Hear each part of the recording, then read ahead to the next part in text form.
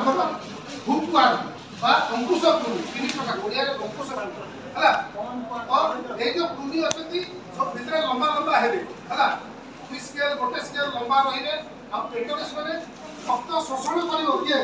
আমার যেটা অঙ্কুশ কৃমি আছে সে ডাইরেক্টলি আমার ইন্টেস্টাইন বা অন্তঃনলী রহি সে রক্ত ডাইরেক্ট পি যাব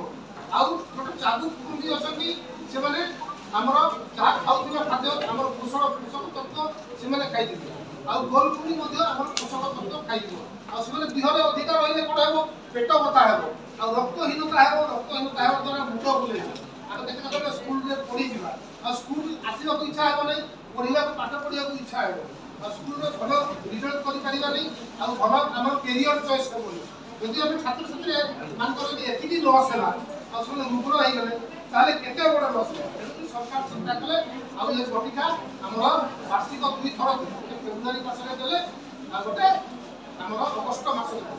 ଆଉ 2 ଦିନ 7 ଦିନ ଅନ୍ତରରେ ବଟିକାଟି ଦେଲେ ଏତେ ଗୋଟେ ଯୋଉମାନେ ଖାଇଛନ୍ତି ତାଙ୍କ ଖାଇବା ଦରକାର ନାହିଁ ଫେବୃଆରୀରେ ନେଇକି ଖାଇବେ ଯୋଉମାନେ ଆଜି ଆସିନଥିଲେ ସ୍କୁଲ ତାଙ୍କୁ ଆଉ ଦିନ ଦିଆଗଲା ସେମାନେ 7 ତାରିଖରେ ଖାଇବେ ଆଜି ଟିଚର୍ସ ମାନେ କ'ଣ କରିବେ ଯୋଉ ପିଲାମାନେ ଆଜି ଉପସ୍ଥିତ ଥିଲେ ସମସ୍ତେ କୃମି ବଟିକା ଖାଇଛନ୍ତି ବୋଲି ସେ ଟିକ୍ ମାରିବେ ଆଉ ଯୋଉମାନେ ଆଜି ଅନୁପସ୍ଥିତ ଅଛନ୍ତି ଯାହାର ଟିକ୍ ମରା ହେଇନି ସେମାନେ 7 ତାରିଖରେ ଆସିକି ଖାଇବେ ହେଲା କି ତା ଛଡ଼ା ସବୁଠୁ ବଢ଼ିଆ ଜିନିଷ ହେଉଛି ଯେ ଏଇ କୃମିରୁ ଆମେ ରକ୍ଷା ପାଇବା ପାଇଁ ଆମେ ହାତ ପରିଷ୍କାର ବାରମ୍ବାର କରିବା ହେଲା ବିଶେଷ କରି ଶୌଚ ହେବା ପରେ ନିଶ୍ଚିତ ଭାବରେ କରିବା ଆଉ ଖାଇବା ପୂର୍ବରୁ ନିଶ୍ଚିତ ଭାବରେ କରିବା ଖାଦ୍ୟ ପଦାର୍ଥକୁ ଘୋଡ଼େଇକି ରଖିବା ଆଉ ହାତ ଆମେ ଭଲ କରି ପରିଷ୍କାର ରଖିବା ନଖ ରଖିବାନି ଆଉ ଗାଧେଇବା ପାଧେଇବା ଝିଅମାନେ ନଖ ବହୁତ ରଖନ୍ତି ଆଉ ଏଠି ବେଶୀ ଝିଅ ପିଲା ଅଛନ୍ତି ପୁଅ ପିଲା ଗୋଟେ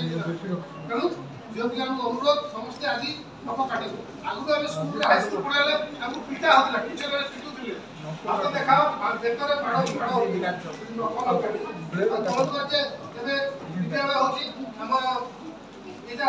ଦଣ୍ଡମୁକ୍ତ ଅଞ୍ଚଳ ହେଇଗଲା ଆଉ ମାଡ଼ ଫାଡ଼ ନାହିଁ ତେଣୁକରି ତମ ନଖ ବହୁତ ବଢ଼େଇ ଦେଉଛ ଆଉ ତାପରେ ଏ କୃମି ମାନେ ଦେହରେ ଯଦି ବିଶେଷ ହେବେ ତାହେଲେ କ'ଣ ହେବ ମଳଦ୍ୱାର କୁଣ୍ଡିଆ ହେବ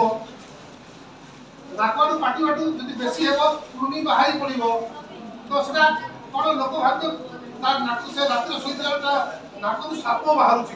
ହେଲା କି ସେଟା ଗୋଟେ ଭୟର ଜିନିଷ ତେଣୁକରି ଏଗୁଡ଼ା ଦରକାର ଅଛି ଏଗୁଡ଼ା ବି ଦରକାର ନାହିଁ ଆମେ ଯଦି ଭଲ ରହିବା ପରିଷ୍କାର ରହିବା ପରିଚ୍ଛନ୍ନ ରହିବା ବଟିକା ଖାଇବା ଆଉ ଯଦି ପରିଷ୍କାର ପରିଚ୍ଛନ୍ନ ରହିବା ତାହେଲେ ଏ ରୋଗରୁ ମୁକ୍ତି ପାଇବା ଆଉ ଆମେ ଉନ୍ନତି କରିପାରିବା আচ্ছা আর কোন অসুবিধা আছে এতে কিছু পার্শ্ব প্রতিক্রিয়া নাই অসুবিধা কিছু নাই গোটে ঝিও যদি কইব হম মুন্ড বুলাইছি পাঁচটা ঝিও কইব মোর মুন্ড বুলাইলা এইটি ভাই কহନ୍ତି কি না ডরি যাতে টিচর মানে ডাক্তার আসলে দেখি দেবা কিন্তু সেমিতি নাই টিচর মানে হচ্ছে এই বটিকাটি অ্যাডমিনিস্ট্রেট করিবে হলা এই বটিকাটি টিচর মানে হি দেবে আর স্বাস্থ্য কেন্দ্র কিছু যদি অসুবিধা আছে স্বাস্থ্য কেন্দ্র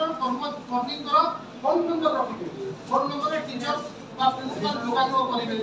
ଆଉ ଆମର ଆମ୍ବୁଲାନ୍ସ ଆସିବ ସେଠି ଯିବେ ଯଦି ଦରକାର ହୁଏ ନହେଲେ ସେଟା ସବୁ ଦରକାର ଦେଇନଥାନ୍ତି ଆଉ କେତେବେଳେ ସାମାନ୍ୟ ପେଟ ବଥା ହେଇଥାଏ